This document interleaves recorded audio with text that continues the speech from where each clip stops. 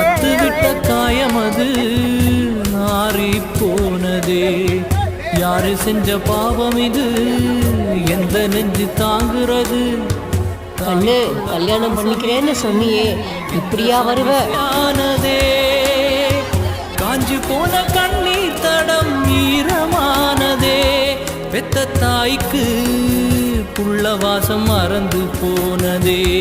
தன் வீட்டிற்காக கடல் கடந்து சென்ற இளைஞர் புது வீடு கட்டி 2 மாதங்கள் கூட ஆகாத நிலையில் திருமணத்திற்கு எனக்கு பொண்ணு பாருங்க என்று சொல்லிவிட்டு சென்ற இளைஞர்